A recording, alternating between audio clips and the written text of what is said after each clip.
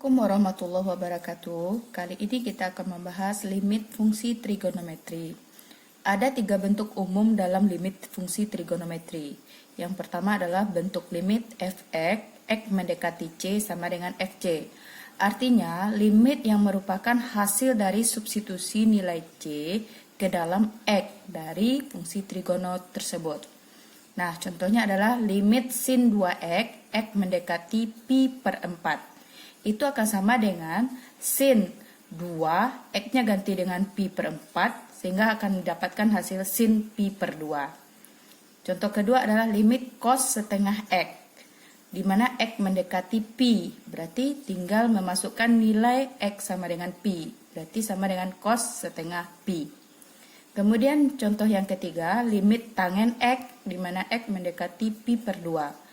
Berarti tinggal kita substitusikan, maka hasilnya adalah tangen pi per 2. Oke, kalau tadi C-nya adalah X sama dengan C, nah sekarang jika C-nya adalah 0, maka akan berlaku limit sin X, X mendekati 0 hasilnya adalah 0, karena sin 0 itu adalah 0.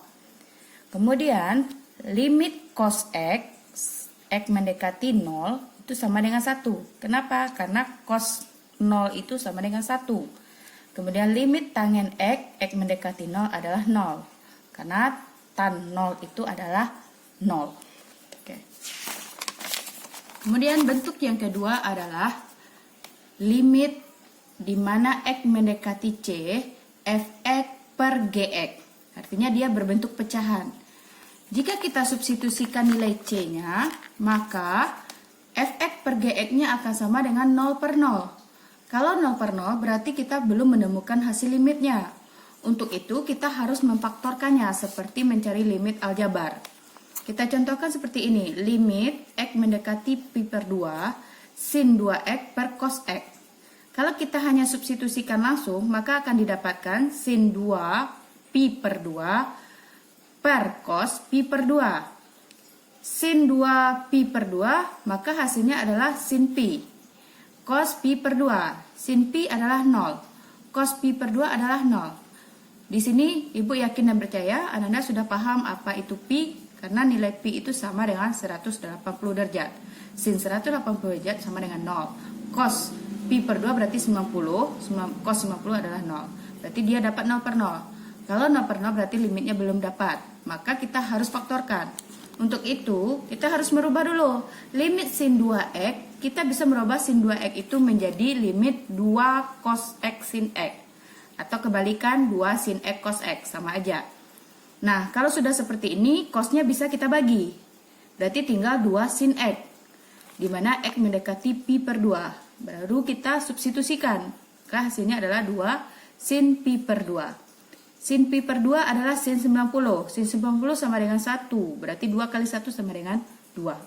Maka sudah ditemukan hasil limitnya adalah 2. Kalau disubstitusikan 0 per 0 tadi, maka kita harus faktorkan. Nah, bentuk yang ketiga adalah limit fx per gx juga, bentuk pecah juga, tetapi x-nya mendekati 0. Kalau tadi x mendekati c. Nah, akan berlaku nanti limit x mendekati 0, sin x per x akan sama dengan limit x per sin x mendekati 0 juga, itu hasilnya adalah 1. Kemudian, limit x per cos x mendekati 0, karena cos 0 itu adalah 1, berarti di sini 0 dibagi 1 hasilnya adalah 0. Nah, kalau dia cosnya di atas, cos x per x. Cos 0 adalah 1. 1 dibagi 0 hasilnya adalah tak hingga. Kemudian kalau tangen gimana? Nah, tangen hampir sama dengan sin. Jika limit tangen per x, kemudian limit x per tangen x, di mana x sama-sama mendekati 0, maka nilainya adalah 1. Nah, rumus-rumus sin dengan tangen ini yang akan mempermudah kita untuk mencari limit trigonometri. Nah, dari rumus tersebut akan didapatkan beberapa rumus lainnya. Yaitu kalau seandainya limit sin AX per BX, maka hasilnya adalah A per B. Limit AX per sin BX, hasilnya juga A per B. Kemudian limit AX per cos BX, hasilnya adalah 0. Kemudian cos AX per BX, hasilnya adalah tak hingga. Kemudian limit tangen AX per BX adalah A per B. AX per tangen BX, limitnya X mendekati 0, A per B juga. Sin AX per tangen BX, hasilnya A per B juga.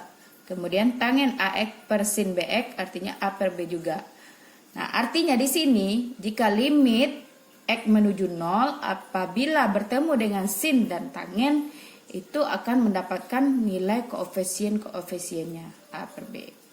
Nah, kita contohkan seperti soal di bawah ini. Ini adalah soal limit X mendekati 2, di mana N6 dikurang X per X kuadrat dikurang 4, dikurang 1 per X kurang 2. Nah, karena ini penyebutnya berbeda, berarti kita harus samakan penyebutnya dulu. X kuadrat dikurang 4 itu bisa kita faktorkan menjadi X tambah 2 dan X kurang 2. Berarti X kurang 2 ini kan merupakan faktor dari X kuadrat dikurang 4. Berarti bisa kita samakan menyebutnya sama-sama X kuadrat dikurang 4. Yang di atas ini tetap 6 dikurang X karena dia sama karena penyebutnya sama. Kalau yang X kurang 2, supaya dia harus menjadi X kuadrat dikurang 4, maka harus dikali X tambah 2. Yang di atas yang kita kalikan, berarti X tambah 2. Baru kita jumlahkan, 6 kurang 2, 4. Min X kurang X, artinya min 2X. Nah, ini bisa kita jabarkan menjadi X tambah 2, X kurang 2. Ingat ya, 4 kurang 2X, ini bisa kita jabarkan lagi menjadi 2 dikurang X.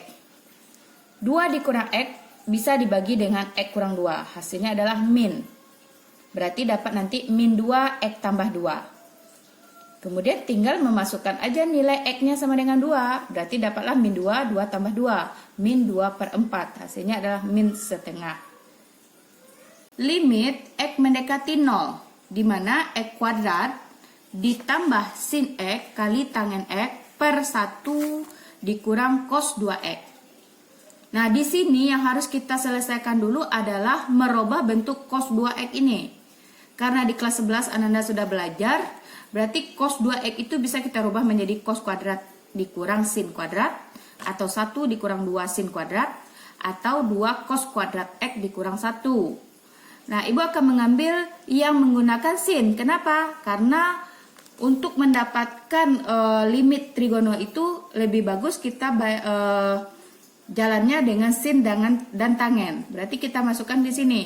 Cos 2X kita ganti menjadi 1 dikurang 2 sin kuadrat X. Maka akan didapatkan hasilnya 2 sin kuadrat X. Nah, kalau sudah seperti ini, bisa kita pisah. Berarti yang pertama X kuadrat per 2 sin kuadrat X ditambah sin X tangen X per 2 sin kuadrat X. Nah, di sini sama-sama menggunakan sin. Berarti bisa kita bagi. Oke, tinggallah sin di bawahnya 1 lagi. Yang di atas habis. Nah, yang ini sama-sama kuadrat.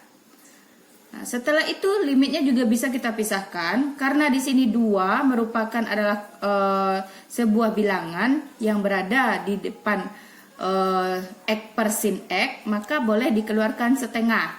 Kenapa setengah? Karena 2-nya berada di penyebut. Setengah X sin X, X per sin X. Kuadrat. Kenapa kuadrat? Ini sama-sama kuadrat. Kemudian ditambah limit X mendekati 0, di mana ini juga menggunakan setengah, tinggal tangen X per sin X. Ini nilainya adalah 1 sesuai dengan rumus tadi. Ini juga 1. Berarti tinggal setengah kali 1 dikuadratkan ditambah setengah kali 1. Karena 1 dikuadratkan adalah 1, maka setengah tambah setengah hasilnya adalah 1. Kemudian soal yang ketiga. Ini adalah limit menuju tak hingga. Mungkin Ananda belum pernah belajar di kelas 11. Tetapi Ibu akan mengajarkan sedikit saja dulu. Nanti juga akan kita bahas lagi setelah limit trigonometri ini. Juga kita akan membahas tentang limit menuju tak hingga. Oke, sebuah bilangan apabila dibagi dengan tak hingga hasilnya adalah 0. Nah, untuk bilangan tak hingga ini kita harus membagi dengan pangkat terbesar. Nah, dalam akar ini pangkat terbesarnya adalah X kuadrat. Maka harus sama-sama dibagi dengan X kuadrat. Ini dia. 4X bagi X kuadrat bagi X kuadrat. Di sini juga X kuadrat. Berarti 2 per X kuadrat ditambah X kuadrat per X kuadrat. Yang di bawah karena dia tidak dalam bentuk akar, kemudian pangkat terbesarnya adalah 1, maka hanya dibagi dengan X. Nah, tinggallah 4 per X ditambah 1. Kemudian akar 2 per X kuadrat ditambah 1. Nah, ini yang Ibu sampaikan tadi. Limit X menuju T hingga apabila bilangan dibagi X hasilnya adalah 0. Jadi 0 ditambah 1 adalah 1. Kemudian ini juga 0. 0 ditambah 1 adalah 1. 1 kurang 1 hasilnya adalah 0 per 3. 0 dibagi 3 adalah 0. Ananda Ibu menyuruh membuktikan saja, yaitu kenapa limit X mendekati 0, X per sin X sama dengan 1. Atau sebaliknya, sin X per X sama dengan 1. Kemudian yang kedua, limit X per cos X, X mendekati 0 hasilnya adalah 0. Dan limit X mendekati 0, cos X per X hasilnya adalah T hingga. Anda buktikan kenapa hasilnya ini. Kemudian yang ketiga, limit X mendekati 0, X per tangen X atau tangen X per X hasilnya 1. Oke, hanya itu dan Ibu ucapkan Assalamualaikum warahmatullahi wabarakatuh.